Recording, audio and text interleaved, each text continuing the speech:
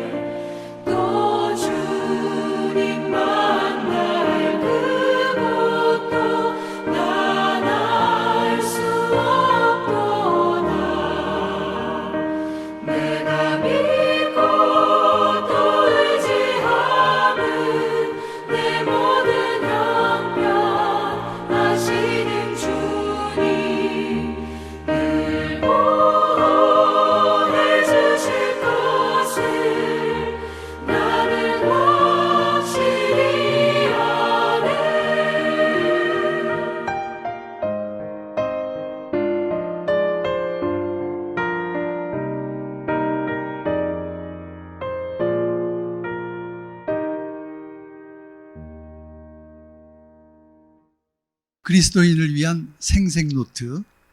오늘의 주제는 계획 임신과 난임에 대해서 알아보도록 하겠습니다. 사랑하는 남녀가 결혼을 해서 예쁜 아기를 출산하고 양육하는 것은 저희들에게 주어진 큰 선물이자 축복입니다. 그런데 최근 우리 주위에서 이런 어린아이들의 울음소리를 잘 듣기가 어려워진 것이 사실이죠. 실제로 보는 바와 같이 우리 대한민국의 출생아 수를 한번 살펴보면 1970년에는 신생아가 100만 명 정도가 태어났습니다. 그런데 90년도에는 보시는 바와 같이 60만 명 정도로 줄었다가 2000년에는 56만 명, 그리고 2019년에는 30만 3천 명의 신생아를 출생하는 데 그쳤습니다. 이는 한 부부가 결혼해서 낳는 아기의 총수, 합계 출산율이라고 얘기하는데요. 2017년을 지나면서 그 수가 급격히 감소해서 2017년을 경계로 1명, 즉 합계 출산율 1.0 이하로 떨어진 것을 우리가 볼 수 있습니다. 이는 2018년에 OECD 국가의 합계 출산율 한번 살펴보면 평균 1.63을 기록하는데 대한민국은 아까 말씀드린 대로 1.0 이하로 떨어져 있는 것을 볼 수 있습니다. 그러면 이렇게 출생아의 감소를 야기하는 이런 요인들이 어떤 것들이 문제가 되는지를 한번 살펴보도록 하겠습니다. 먼저 보시는 것처럼 여성의 고등교육이 증가하면서 사회 진출에 대한 관심이 많아졌습니다. 두 번째는 결혼을 늦게 하는 이런 사회적 분위기가 만들어졌고, 세 번째로는 결혼을 했는데도 아기를 늦게 갖고자 하는 이러한 성향이 나타나고 있습니다. 더불어 사회적인 문제로 이혼이 증가하고 가정이 핵가족화하는 이러한 것들이 문제가 될 수 있다고 봅니다. 그런데 문제는 나이가 증가할수록 여성의 가입력은 급격히 감소한다고 하는 사실입니다. 아울러 산모의 나이가 많을수록 만들어지는 아기가 비정상적으로 만들어져서 결국은 유산율이 급격히 증가하는 것을 이 그래프에서 볼 수가 있습니다. 그래서 바라기는 아기를 가급적이면 35세 이전에 출산하도록 저희들이 권유를 드리고 있는 그러한 것이 실정이죠. 지금 보시는 것처럼 한국인의 첫째 아기의 분만은 평균 32.2세로 되어 있습니다.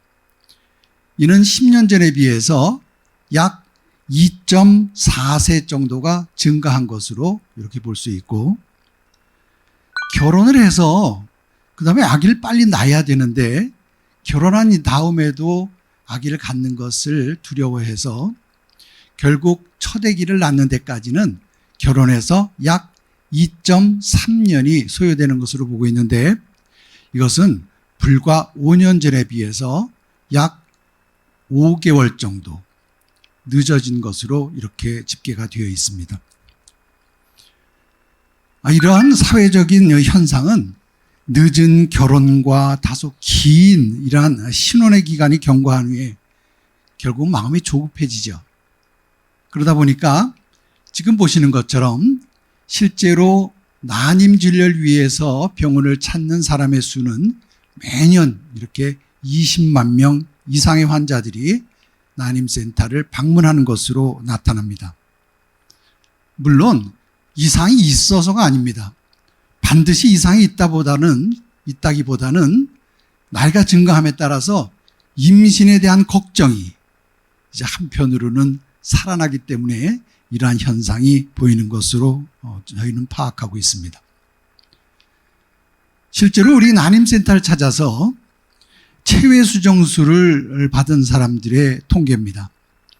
보시면 점차로 횟수가 지나갈수록 오른쪽으로 이동하는 모습을 볼 수 있는데, 역시 병원을 찾아 체외 수정술을 받는 여성의 나이도 증가하고 있다는 것을 나타내주고 있으며, 중요한 것은 이렇게 나이가 증가하면서 체외 수정을 하더라도 아기를 갖기 위해서 노력을 하다가 체외 수정을 하면 무언가 다 될 것 같지만 연령에 따라서 이렇게 급격한 임신율의 감소를 볼 수 있다고 하는 것이 중요한 사실입니다. 실제로 35세에서 39세까지만 해도 어느 정도 일정한 임신율을 유지하던 임신율이 40세가 지나면서부터는 이렇게 급격히 감소하는 모습을 볼 수 있습니다. 이러한 현실 속에서 실제로 임신을 일단 계획을 하셨다고 우리가 생각을 한다면 반드시 염두에 둬야 할 몇 가지 사항을 말씀드리겠습니다. 정자는 생성하는 데 약 80일이 소요되는 것으로 되어 있습니다. 여성의 난자는 생성하는 데 약 60일 정도가 소요됩니다. 따라서 여러분들이 임신을 계획하고 계시다면은 소위 100일 작전, 그러니까 3개월 전부터 준비를 하는 것이 매우 유의할 것으로 이렇게 사료가 됩니다. 이렇게 계획 임신을 하시는 경우에는 보시는 바와 같은 이런 많은 장점이 있습니다. 먼저 부부의 건강 상태를 미리 충분히 체크한 다음에 아내의 몸과 마음이 안정된 상태에서 임신을 현실로 쉽게 받아들일 수 있습니다. 또 남편의 도움도 적절하게 유발할 수 있는 여건도 되겠죠. 자, 이렇게 해서 준비를 한다면 우리가 원하는 시기에 임신을 할 가능성도 많아지고, 그래서 계획이 없이 임신을 했을 때 생기는 태아의 위험을 예방하고 또 최소화할 수 있는 이러한 큰 장점이 있습니다. 무엇보다도 이제 최근에 이러한 사회적인 분위기와 맞물려서 임신과 관련된 앞으로의 경제적 계획 수립 등 이러한 여러 가지 계획들을 할 수 있을 거라고 예상이 됩니다. 자, 그러면 문제는 이제 아기를 갖고자 마음을 먹었습니다. 그런데 원하는 시기에 임신이 되지 않는 경우에는 과연 어떻게 해야 할까요? 이것은 다음 시간 일주일 후에 제2강에서 여러분들 뵙도록 하겠습니다. 감사합니다. 오늘의 생생노트입니다.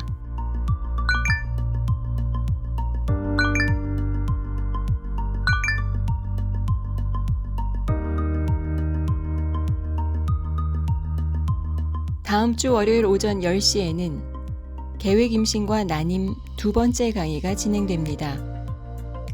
생기 있고 활력 있는 한 주 보내세요.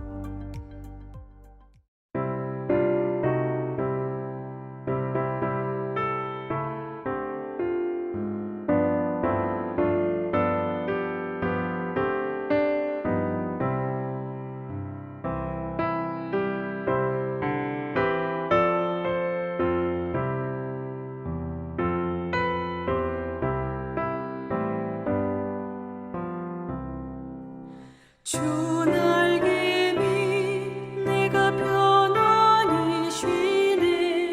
밤 깊고 비바람 몰아쳐도 아버지께서 널 지켜주시니 거기서 편안히 쉬리로다. 주 날개 밑 평안히